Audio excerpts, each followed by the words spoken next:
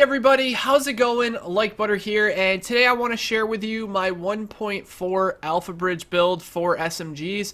Now, you can use this build with other weapons too if you maybe like assault rifles or maybe want to try something with like shotguns or anything like that. But a lot of people have been asking me, Drew, what's the best build for SMGs, because people are very interested in SMGs starting to become in the meta again. Now, as most of you know, in 1.3, the only SMG that was really truly good was the MP7. MP7 like received a pretty decent nerf, and now they started to buff the SMGs again damage wise, so you're going to be seeing them pop in the meta more. They're not going to be overpowered like they were.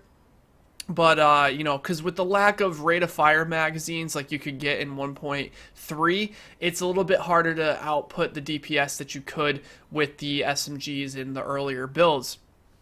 But now, I really think that SMGs are going to like fall back into the meta nicely. So, I want to share with you guys, this is my 1.4 Alpha Bridge build, and I think this is the best build that you can do for SMGs. Personally, that's just my opinion. You guys may have a different opinion, but, okay. So, what we're running is we're running 4 Alpha Bridge. We are running, a tenacious face mask, and we are running savage gloves. Now, if you don't know what a tenacious face mask is, we'll go through it all. Don't worry about it.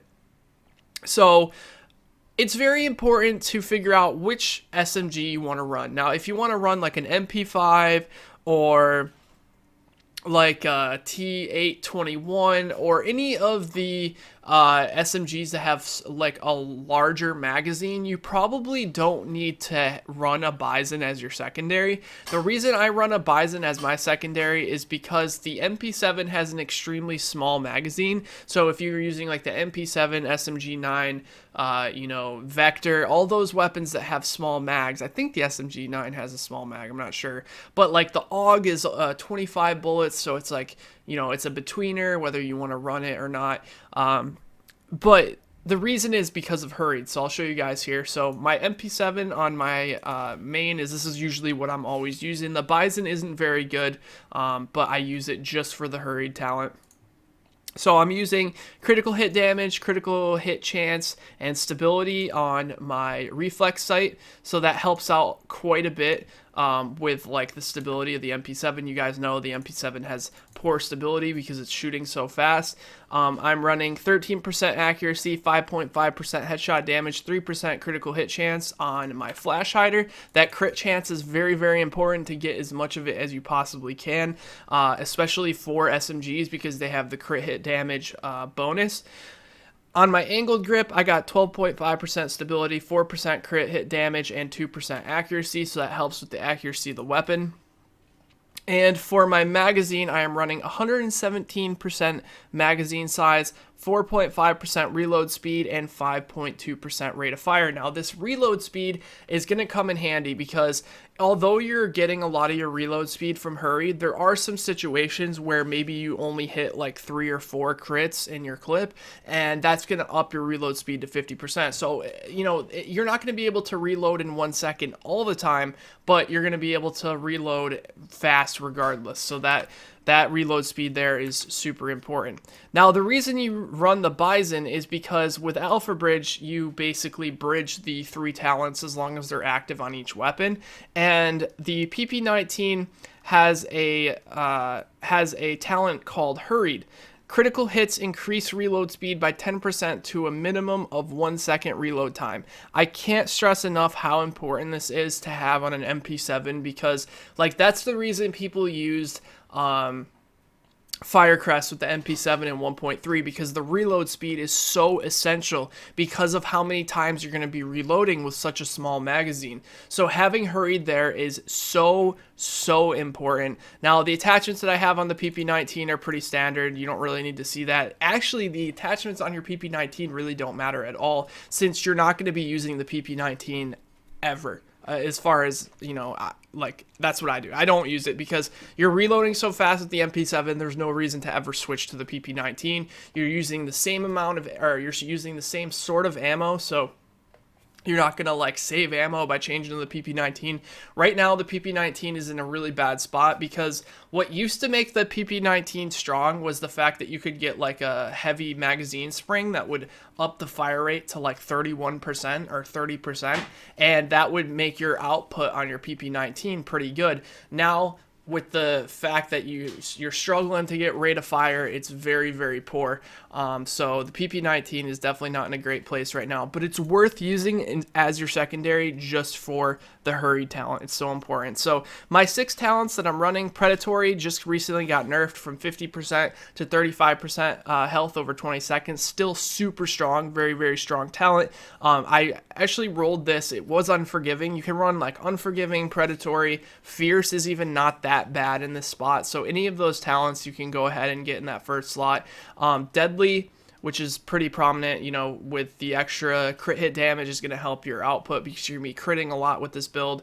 Hurried, like we said before, is very important. Responsive, Vicious. Vicious is a critical talent to have in 1.4 because it is 10% crit chance while you're above 2 segments of health. So you no longer have to be full health, and we're going to be running first aid, so we're going to be full health and overhealed quite a bit. So most of the time we're going to be having that extra 10% crit chance, which is very, very important. And then of course Brutal for the extra headshot damage. Now you can switch out Responsive for something else. Responsive isn't that good anymore. It got changed from 15% damage down to 10%. There's other talents you can run there. Like I said, Fierce wouldn't even be that bad now that you don't need too many electronics for Fierce. So yeah, those are the 6 talents that I'm running for 1.4. And yeah, it's all situational. The Predatory is just so good, not only for PvE and clearing camps, but it's good for PvP too. You get a kill, and then you constantly have healing over a period of time, which could get you through that fight to the next player, and then you get another kill, and it's like very, very strong. So that's really good there. Okay, so the pistol, I'm using the First Wave X45, as everyone should. Now, they do make a high-end small laser pointer now that I had in the previous build, but I haven't farmed too much on this build yet. So if you guys like find a small laser pointer that happens to be a high-end, you'll get better stats than what I have. But let's go into the gear now. So for my vest, I'm running an Alpha Bridge chest piece. Now, Reckless did get changed a little bit. It got a small buff, so now you do 8% more damage, but take 10% damage, where it was like 8 to 15, and it was like 10 to 15, and it was really bad. So now, like, you may want to run Reckless here instead of the Tenacious Mask, but I like the Tenacious Mask, so I'm running it because, you know, it helps do more damage. But I'm running stamina mods here with armor. It's just pretty obvious. You basically, in this update, you want to run armor on everything. I'm running 1157 armor on top of the base armor that I already have. 10% exotic damage resilience. Ammo capacity is really important in 1.4. Like before, it wasn't important because you could switch out your gear and, you know, put 2 Lone Star in and you could get as much ammo as you could ever want. It's different now. Although they upped the ammo capacity, that 52% that you get on your chest piece is going to be very important. You want this ammo capacity here. Sticky bomb damage, which, you know, obviously sucks. If I were to get a new Alpha Bridge chest piece, I would have a performance mod slot here, so I could switch this out, which is kind of nice because you can make your gear more interchangeable. So yeah, that's pretty much, like, I'm running stamina on here, which is good. This build, you're going to see, builds a lot of stamina, but also can output a lot of DPS too, because a lot of your DPS is coming from things like Tenacious. So Tenacious is a passive talent on a high-end mask where it increases your damage by 10% for 10 seconds when using a medkit. So in gunfights, especially in, you know, PvP fights, you're going to be taking a lot of damage. You're going to be taking a lot of damage. You're going to be using medkits, and you're using things like critical save, where you use a medkit and it like increases your damage resistance by like 40%. Well, you're going to be using medkits a lot, and this is going to up your damage by 10%. A lot of times, what's also really cool with the MP7, I don't know if you guys know this, but if you reload your weapon, I want to actually like show you guys right now. It's a pretty cool trick that I've always done, but never really like ever realized I did it. And this is where Tenacious comes in pretty good. So when you are reloading your weapon, if you use a med kit while it's reloading, it actually finishes your reload. I don't know if you guys saw that. I think I mistimed it though. Hold on. So if you, let me throw a nade at myself. Okay. So if you're shooting, right, and you're like reloading and you use a med kit, it'll finish your reload. You see there how it's like 43 when I wasn't done reloading. So that's another cool thing that you guys can do. So when you're using the med kit while you're reloading and it resets your mag, you're going to have that 10% extra damage. You're going to be able to output a lot of DPS. So that's super cool. I wonder if it shows you the extra damage you do. Let me see.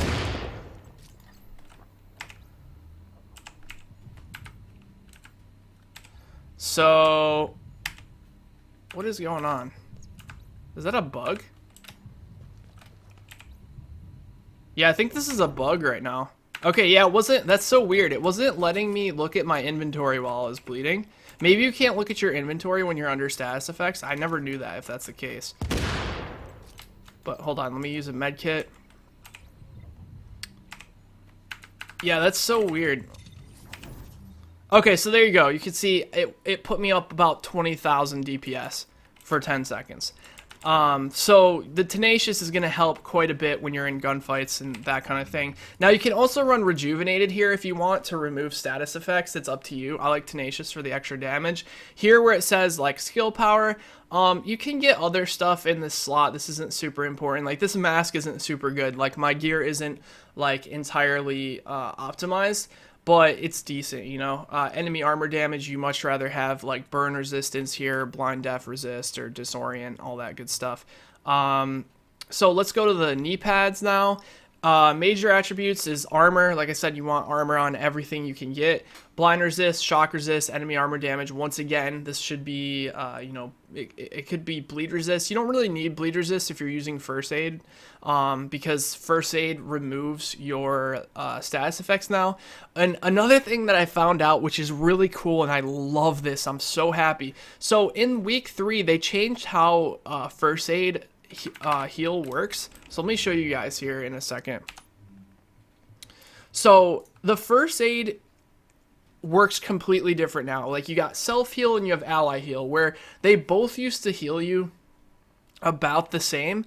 Now if you look, ally heal only heals for half the amount of HP that your self heal does. So when you're healing teammates, it's going to heal them less.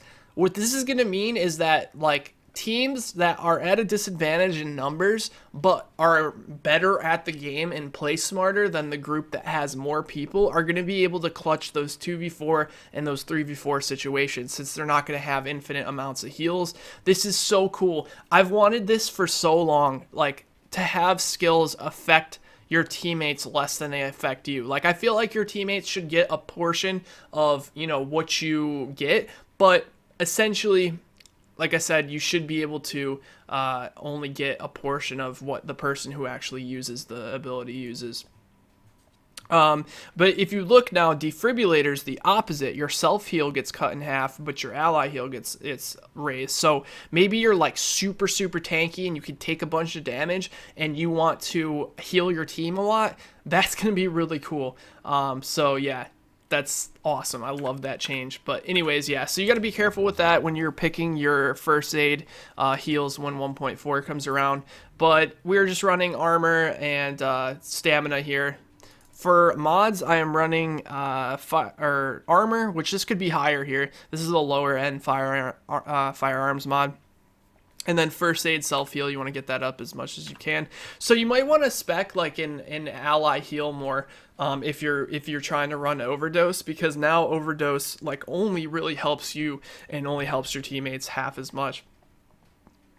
So for the Alpha Bridge backpack here, we are running electronics instead of like stamina or firearms, because you need to get a little bit of skill power if you want to be able to heal for a good amount, or if you want to be able to have decent crit chance and crit damage on your pulse.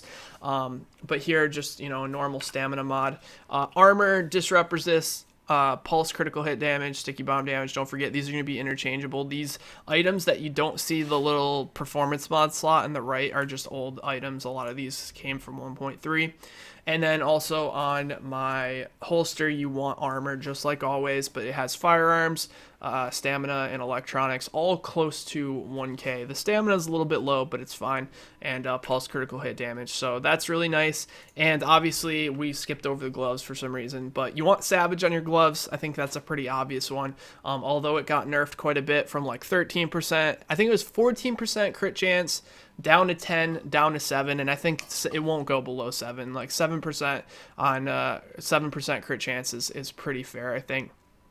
Critical hit damage, SMG damage, critical hit chance, all on these slots. And then once again, like mobile cover health, that's one thing that I would have to change out, and it would make my skills a little bit stronger. So let's look at our abilities. Now, if you're running solo, you want to be running this, obviously, Recovery Link, because, you know, if somebody bursts you down, you're not expecting it, it's going to pop that heal. But if you're running in a team, you either want to go defensive or tactical link. What I would do, and I think the best to do, is to have one offensive alt, 2 defensive alts, and 1 medical alt on your team. That's like the golden like rule, I think, which is pretty strong. You can also run 2 offensive, 2 defensive if you don't want to run a recovery link, but I think recovery link is really, really strong to be able to revive your teammates and stuff like that. So yeah, we're using overheal, especially for solo. You want to use that overheal, but even for team play, that overheal still is going to help. But maybe you want to spec into defrib or booster shot, which you can see booster shot, you know, doesn't heal for as much, but it's more balanced. Like you get a little bit more. It's like these two are hit or miss, whether you want to heal yourself or your ally, and then this one's kind of in between. So for talents, which I want to show you guys that I'm running, I am running Combat Medic, which it got buffed recently. It used to be like a 10-meter radius, I think. Unless that didn't change, I'm not sure. Now it's a 20-meter radius by 40%. So if you're running in a group, this is going to be super, super important. Also, the critical save, which is very important for everyone to run, because when you get low, that 40% damage resistance for 10 seconds is going to be huge. I'm running on the move, and also one is none. Now, if you're running solo, you might want to switch out Combat Medic for something else. Maybe, I don't know, adrenaline or something, or even precision. Precision is really good if you're not running pulse, but since I am running pulse, you know, if you pulse somebody by shooting them in the head and then you pulse, it's gonna like basically kill the purpose of that. So yeah, anyways, that was the build, guys. If you want to check out any gameplay with this build to see how much damage like the MP7 does and that kind of thing, you can check the description. There's a link in there to my last live stream. I didn't have any raw footage to put at the end of this video like I usually do, and I'm kind of short on time today. So yeah, if you guys want to check out the build in action, you can go there. Before we do that, let me just go over really quickly. 133,000 health with this build, 11,000 armor, which we're at 57.6% mitigation, which is really good. And yeah, that's pretty much all I need to show you. So thanks for watching, guys. If you enjoyed, be sure to drop the video a like, and I'll talk to you guys next time. Take care, everybody.